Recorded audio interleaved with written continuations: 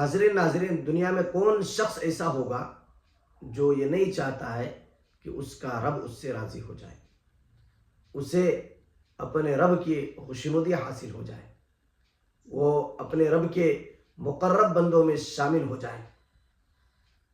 ہر ایک شخص کی یہ خواہش ہوتی ہے، چاہے وہ پڑھا لکھا ہو، ان پڑھ ہو، مرد ہو، عورتیں ہوں، سب کو یہ خواہش ہوتی ہے کہ وہ اپنے رب کو راضی کر لے، ان کا رب ان سے راضی ہو جائے۔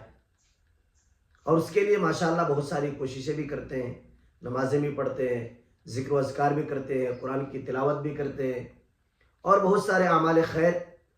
اور ان تمام اعمال خیر کا مقصد رب کی رضا اور خوشنودی حاصل کرنا ہے،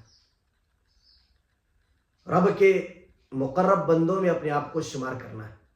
تو لیجئے آج میں ایک ایسا عمل، ایک ایسا وظیفہ اور ایسی دعا لے کر کے حاضر ہوا ہوں، جس دعا کا اہتمام کرنے سے، جس دعا کو پڑھنے سے آپ کو بھی رب کی خوشنودی حاصل ہوگی انشاءاللہ۔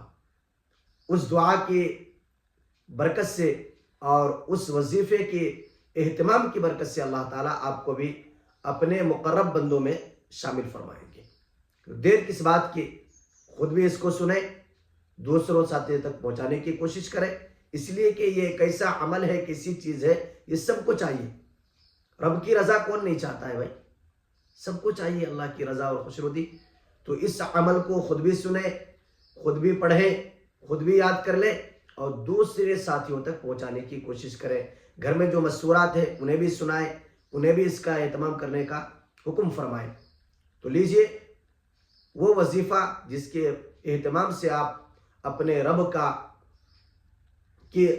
کی خوشنودی حاصل کر سکتے ہیں، وظیفہ یہ ہے، صبح میں 3 مرتبہ اور شام میں 3 مرتبہ اس دعا کو اور اس وظیفے کو پڑھنا ہے۔ کیا ہے؟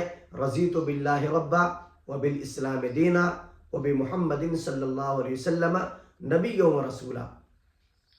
صبح میں 3 مرتبہ اس کا اہتمام کرے، شام میں اس کا اہتمام کرے۔ حدیث پاک کے اندر اللہ کے رسول صلی اللہ علیہ وسلم نے فرمایا کہ جو شخص صبح شام اس دعا کا 3 مرتبہ اہتمام کرے، اللہ تعالیٰ اس دعا کے اور اس وظیفے کی برکت سے اپنی خوشنودی اور اپنی رضا کا پروانہ نصیب فرمائیں گے۔